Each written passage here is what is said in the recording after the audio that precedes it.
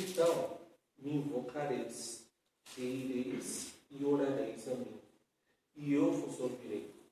E buscar-me-eis e me achareis, quando me buscardes de todo o vosso coração. E serei achado de vós, diz o Senhor, e farei voltar os vossos cativos, e congregar-vos-ei de todas as nações e de todos os lugares para onde vos lancei, diz o Senhor, e tornarei a trazer-vos ao lugar de onde vos transportei. Tá? Até aqui. Então, Deus, o que ele diz? Né? Então, eu pensei os pensamentos que penso de vós, diz o Senhor, pensamentos de paz e não de mal, para vos dar o fim que esperais. Né? O que a gente vê aqui? Um Deus que tem planos para nós também. Né? A gente vê aqui um Deus que tem metas para a nossa vida, tem objetivos para nós. Né? Quando a gente tem filhos, o que a gente pensa? Né? Eu vou colocar na escola, ele ou ela vai fazer isso, aquilo, né? Vou direcionar para tal profissão, ainda que tenha 3, 4 aninhos, mas você fica dimensionando, direcionando algo a respeito do seu filho lá na frente, né? Com 20 ou 25 anos, né? Ainda falta, né? Falta mais 20 anos, né? Mas você, como pai, como mãe, a gente já fica assim, idealizando na nossa cabeça. E com Deus não é diferente. Né? Com Deus é igual. Ele também projeta para nós, né, planos, propósitos. Deus idealiza sonhos para nós. Né? Por isso que ele diz aqui, né, eu sei os pensamentos que penso de vós, diz o Senhor, pensamentos de paz e não de mal, né? Para vos dar o fim que esperais, quer dizer, aquilo que a gente deseja, os nossos planos, nossos sonhos. Deus também tem os seus sonhos e os seus planos para a gente, né? Mas para que isso aconteça, o que temos que fazer? Tem uma busca, tem um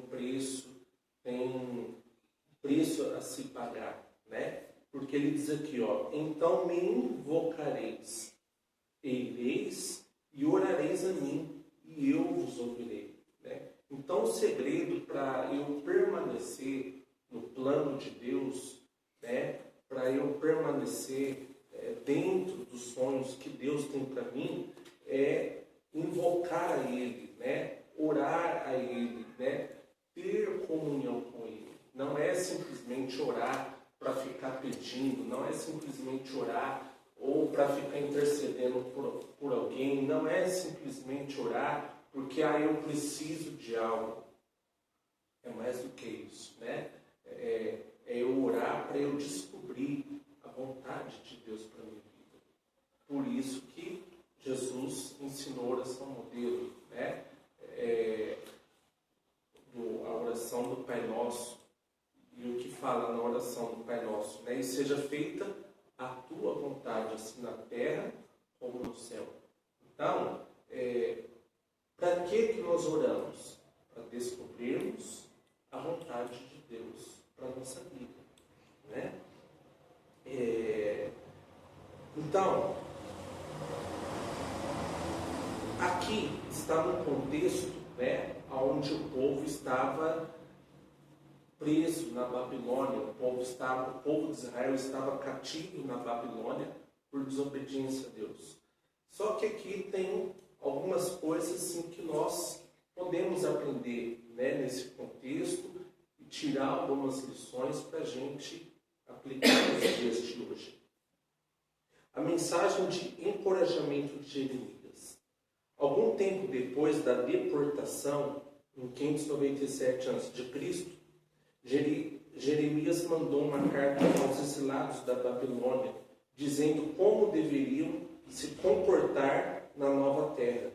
Sendo um homem com o coração de um verdadeiro pastor, Jeremias queria esclarecer e encorajar o povo em sua nova vida na Babilônia. Né? Então, nós temos uma nova vida em Cristo. Nós temos, né, uma nova vida com Deus. Então, o que diz aqui, né, em Jeremias 29:11, que quando eu tenho essa nova vida com Deus, o que acontece? Eu tenho uma maneira de me comportar diante do mundo. Eu tenho uma maneira de me comportar diante das pessoas. Então, isso aqui não é uma coisa assim exclusiva para o povo aqui de Israel. Hoje essa mensagem é para nós, porque o povo de Israel, nesse contexto aqui, existe hoje? Não, existe os judeus, mas que não tem o profeta Jeremias, né? Os judeus seguem a Torá, não seguem a Bíblia. Né? Não, nós seguimos a Bíblia, não só os 5 livros do Antigo Testamento. Seguimos os 39 livros do Antigo Testamento e os 27 livros do Novo Testamento. Seguimos toda a palavra de Deus, que ao todo são 66 livros. Mas, seguindo aqui esse contexto, né, nós temos uma maneira de proceder diante do mundo. Porque a Bíblia diz que o mundo jaz no maligno. O mundo está em trevas. Nós não estamos em trevas, nós estamos em luz. Enquanto muitos falam de caos, nós falamos de esperança. Enquanto muitos falam em problemas, o que nós focamos? Solução de problemas. Né? Não é que a gente assim vive uma falsa vida, né? Vive assim, faz de conta. Não é isso. É que nós cremos no que Jesus falou: no mundo tereis aflições, mas tem de bom ânimo. Eu venci o mundo. Então, o problema não vai me dominar. Eu não vou permanecer no problema. Eu permaneço em Cristo, que me dá a solução dos problemas. Eu não fico desesperado diante, o que eu vou fazer? Não, o que eu vou fazer? Eu tenho a palavra de Deus. Ela me diz o que eu vou fazer. O que Deus fala? Passareis, então me invocareis, ireis e orarei a mim, e eu vos ouvirei. O que eu vou fazer? Eu vou invocar, eu vou orar, eu vou buscar Deus, e Ele vai revelar a sua vontade perfeita na minha vida. Né? Então, em Jeremias 29:11. E aí, o que ele diz? Governado por leis especiais com relação a coisas puras e impuras, os judeus enfrentariam dificuldades no processo de adaptação a uma cultura pagã. Né? O que acontece? Hoje, nós estamos no mundo, mas nós não somos do mundo. Né? Ao nosso redor existe uma cultura, vamos falar assim, pagã. Paulo disse assim: tudo me é lícito, mas nem tudo me convém. Tudo me é lícito, mas eu não me deixarei dominar por nenhuma dessas coisas. Né? Então, as coisas me são lícitas no mundo, mas não é tudo que me convém. Então, há coisas que a Bíblia me ensina que eu devo me privar para agradar a Deus. Né? Depois, se você quiser saber, lá por exemplo, em Gálatas 5:29, tem uma lista de coisas que a gente deve se privar: ira, né? Gula, porfias, dissensões, né? Glutonarias, bebedices, inveja. Ali tem uma lista de coisas que são coisas do mundo, mas que a gente não deve seguir. Por quê? Nós temos a palavra de Deus. Ela nos ensina como nos portarmos, né? Na sociedade e no mundo atual, como cristãos. Quem mais? Jeremias queria que dessem bom testemunho aos babilônios, idólatras, e que fossem bons judeus, mesmo estando longe do templo e de seus ministérios. O profeta se dirigiu às necessidades de 3 tipos de pessoas. Então nós vamos ver quais são esses 3 tipos. Mas eu acho interessante que Jeremias, né, instruiu o povo judeu que eles dessem testemunho, né, aos babilônios, estando longe do templo de seu ministério. Quer dizer, a gente não dá só bom testemunho estando dentro da igreja. A gente dá bom testemunho estando longe dos templos, né? Estando longe de dentro de um templo religioso. Eu dou um bom testemunho na rua, no meu trabalho, eu dou testemunho aonde eu estou, no meu convívio, né? Dentro da minha casa, aonde eu estiver, eu tenho que dar um bom testemunho, né? Então, o que acontece? Quando eu carrego a palavra de Deus dentro do meu coração, eu passo a já dar um bom testemunho, né? Tem pessoas que acham assim, que pregar para os outros tem que ficar falando, né? E aí, você não vai aceitar Jesus? Você sabia que existe céu e inferno? Gente, pregar não é isso não. O que Jesus diz? Sejam minhas testemunhas. Sejam minhas, eu tenho que ser testemunha, eu não preciso falar. A minha vida corporal já fala, eu já prego o meu cristianismo com a minha vida corporal. Eu prego o meu cristianismo com o meu vocabulário, com as minhas atitudes, com o trato com as pessoas. É assim que eu prego a palavra de Deus. Eu não preciso falar. As pessoas já leem a minha vida. Verbalmente, eu já transmito a elas aquilo que eu sou. Eu já transmito o caráter de Cristo para as pessoas que estão dentro de mim. Então, aonde eu estou, as pessoas, elas têm que ver o caráter de Cristo na minha vida, né? Puxa, aquela pessoa, ela trata os outros com mansidão, né? Olha, você vê, ele não reclama, não fala palavrão, não murmura, não critica, não julga os outros, não fala mal dos outros. É uma pessoa diferente. E é assim que eu tenho que ser, é assim que temos que ser. Temos que ser não como as pessoas lá fora, mas nos portarmos de acordo com a palavra de Deus, né? E aí, existiam, né, aqui nesse contexto da Babilônia, aqueles que estavam sem esperança. Aqui em Jeremias 29, 4, diz assim, no mesmo capítulo, tá? Mas lá no versículo 4. Assim diz o Senhor dos Exércitos, o Deus de Israel, a todos os que foram transportados, que eu fiz transportar de Jerusalém para a Babilônia.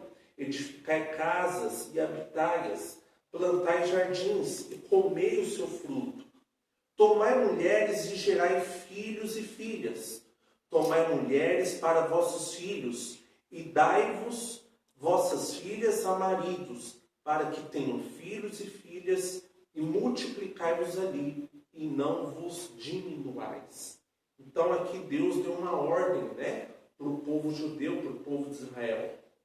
Os exilados haviam perdido tudo, exceto a vida e uns poucos pertences, que puderam carregar para a Babilônia. Por que eles foram para a Babilônia? Saíram de Jerusalém por causa da sua rebelião, do seu pecado para com Deus, né? Deus os tirou de Jerusalém, veio o rei Nabucodonosor, aprisionou esses judeus e levou eles para Babilônia. Então eles estavam sendo exilados lá na Babilônia, né? Perderam a sua liberdade e agora eram cativos. Então, eu e você estávamos cativos do pecado. Eu e você estávamos cativos de Satanás. Eu e você estávamos cativos das obras das trevas. Mas agora veio Jesus, o nosso libertador, e nos libertou. E agora a gente não é mais cativo, né, do império do mal, não somos mais cativos do inimigo, não somos mais cativos das desgraças, da doença, do desespero, não, das tribulações, não, eu não sou cativo, agora eu sou liberto em Cristo Jesus, né? Agora eu sou uma pessoa que eu tenho um dono, né? Ou melhor, né? Eu sou de algum dono, e o meu dono é Jesus, porque ele me comprou com sangue. Porque antigamente, o que acontecia, né? Aqueles que eram mais afortunados, compravam os escravos com dinheiro. Né? Esses escravos eram seus servos. Então, eram os escravos do diabo.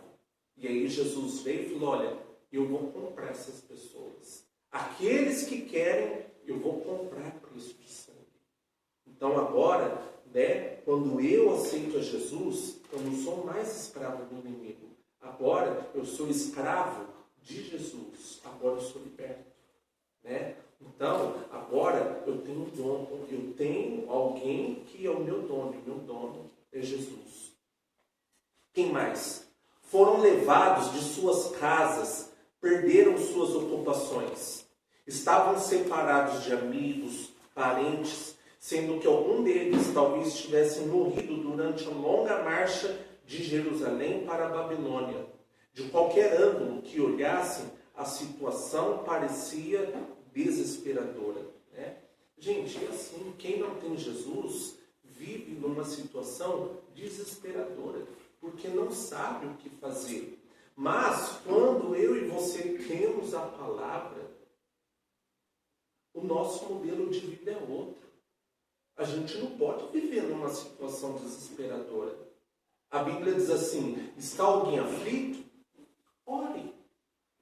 Ore. Ó, faça o que está aqui no versículo 12. Ó. Então me invocareis e ireis. E orareis a mim e eu vos ouvirei. Quer dizer, agora você tem alguém que te escuta. Você tem uma pessoa que te ouve. Você tem uma pessoa que te direciona. Você tem uma pessoa que te fala o que fazer. Então a gente não está numa posição de desespero. Se você tiver, está errado. Então você não conhece a Bíblia. A gente precisa conhecer. Porque quando a gente conhece a Bíblia, a gente vive em segurança. A gente pode até viver com problemas, mas a gente vive seguro, sabendo que Deus tem a solução daqueles problemas. Sabendo que Deus tem o controle daqueles problemas. Então a nossa vida não é uma vida desregrada, descontrolada, né? Como aquele trem descontrolado sem saber para onde vai. Não, a nossa vida não é assim, não. A nossa vida, quando a gente se submete a fazer a vontade de Deus, a nossa vida ela é direcionada por Deus. E até os problemas que nos sobrevêm, até os problemas são direcionados por Deus. Eu te provo aqui, ó, no versículo 4, ó. Assim diz o Senhor dos Exércitos, o Deus de Israel, a todos os que foram transportados, que eu fiz transportar de Jerusalém para a Babilônia. Ó, eu fiz. Eu causei o problema. Eu, Senhor Deus, causei a situação. Então, quando a gente está sob o domínio de Cristo, até as situações que nos são causadas é Deus que permite. Não é o diabo, não. Porque agora quem tem o controle da nossa vida é o próprio Deus. Ah, mas para que Deus então faz eu passar os perrengues da vida? Para nos ensinar, para submetermos a Ele, para orarmos a Ele, para dependermos dEle, para quebrar o nosso orgulho, quebrar a nossa arrogância, quebrar a nossa prepotência, para a gente ver que a gente não é nada sem Deus, para nos humilharmos diante dEle, para enxergarmos que nós precisamos dEle, que nessa vida a gente não é o super-homem, a super-mulher, eu resolvo tudo, eu faço. Não. Deus vem para arrebentar mesmo conosco e falar, ó, você depende de mim. Né? Você precisa se humilhar diante de mim, reconhecer que eu sou Deus. Né? Por isso que ele fala aqui, né, ó, buscar-me-eis e me achareis quando me buscardes de todo o vosso coração. Quer dizer, isso é se humilhar diante de Deus. Né? Tiago fala, né, humilhai-vos diante do Senhor. Então, quando eu me humilho, Senhor, esse problema eu não consigo, Senhor, esse problema eu não posso, Senhor, você me ajuda nessa situação. Quando eu mostro dependência dEle, aí sim, Ele vem com a sua glória, vem com a sua grandeza e nos ajuda. Né? E mostra o seu poder em nós. Então, nós não vivemos situações desesperadoras. Vivemos momentos em que devemos orar, confiar em Deus e aprender a andar na dependência de Deus, né? Devemos aprender a nos humilharmos diante de Deus, aprender a andarmos na presença dele, né? E eu vejo assim, né? Eu vejo muitas músicas, né? Que fala que quando a gente anda na presença de Deus é só alegria, é só... Gente, em partes mas em partes a Bíblia diz, né, que a nossa vida nós devemos sofrer por Jesus, devemos aprender a andar com Deus, mas não é só no regozijo, não. Deus vai permitir muitas situações até desconfortáveis na nossa vida, mas não é para a nossa destruição, é para o nosso amadurecimento, para o nosso aprendizado. Por quê? Né? Vamos pegar uma criança de 2 anos, 2, 3, 4. Você dá tudo para a criança. Tudo que chora, ai filhinho, toma aqui, né? Ai amorzinho, não fica assim, ai você quer, tudo você dá. Aí sabe o que a gente cria? A gente cria monstros. A gente cria pessoas que não sabem se virar na vida. A gente cria pessoas mimadas, ingratas, insubmissas, pessoas que não respeitam, porque tudo, tadinho, tadinho do nenenzinho. Não, tadinho não. Ensinar de que, a vida é assim, você desarrumou, vai arrumar, você desrespeitou, respeitar os mais velhos, a vida é ensinar. Muitas vezes a gente ensina repreendendo. Gente, se a gente tem que fazer isso com uma criança, o nosso Deus, que é o Pai Celestial, faz a mesma coisa que a gente. Porque se Deus ficar só nos dando bênçãos, a gente fica muito inchado, a gente fica muito mal agradecido, né? A gente fica muito assim, Deus me dá, Deus me abençoa, a gente fica muito assim, se sentindo superior. Aí Deus tem que quebrar o nosso orgulho e falar, peraí, não é assim não.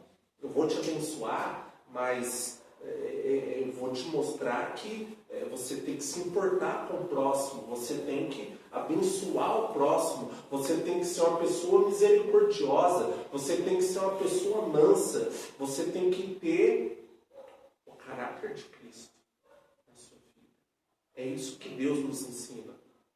E Deus vai nos ensinar isso através das tribulações, através dos problemas, através das dificuldades, né? Que é o que vai nos quebrar, que é o que Deus estava fazendo com o povo de Israel. Não é? Então, por causa do pecado de vocês, da insubmissão, da rebeldia de vocês, vou quebrar vocês no meio. Vou mandar vocês para a Babilônia por 70 anos. E Deus quebrou Israel no meio, né? E Deus faz a mesma coisa conosco. Ele nos disciplina, né? E você vê a diferença quando a criança é disciplinada ou não, né? A criança disciplinada, você fala com ela, ela te obedece. Aquela que não tem disciplina, o que faz? Esperneia, né? Chuta os outros, dá aquele show, né? E o pai e a mãe que passam a mão na cabecinha, eu acho que tem que, assim, precisa de umas aulas, né? Ou um pai e a mãe desse tem que apanhar, né? Você esqueceu, filho, de como se educa um ser humano, né? Então eu vou educar você, né? Não, gente, não é tadinho, não é, não. É ensinar, né? É ensinar essa geração aí, que é respeito, que é trabalho, o que é valorizar os mais velhos, né? O que é se importar com os outros, né? Para lá na frente a gente ter uma geração mais saudável, né? Porque a geração que nós temos hoje É uma geração lamentável, mas por quê? É uma geração que não foi educada, não tem conhecimentos de princípios bíblicos e precisa ter esses princípios, né? O que Deus fala? O meu povo perece por falta de conhecimento. Então a falta de conhecimento, ela destrói o ser humano. Ela faz com que o ser humano não avance, regrida, né? Então, a gente precisa de conhecimento para quê? Para progredir, para alçar voos mais altos. Quem mais? Como devemos lidar com uma situação dessas? Aceite-as das mãos de Deus. Deixe o Senhor realizar a vontade dele, ainda que seja uma reação normal, temporária, em períodos de calamidade. De nada adianta pendurar a harpa no salgueiro e ficar sentado chorando. Eu vou ler para vocês aqui no Salmo 137, 1. Não adianta nada ficar chorando. O que eu tenho que fazer? Chora para Deus. Mas dependa dele. Corre para ele. Busque a ele.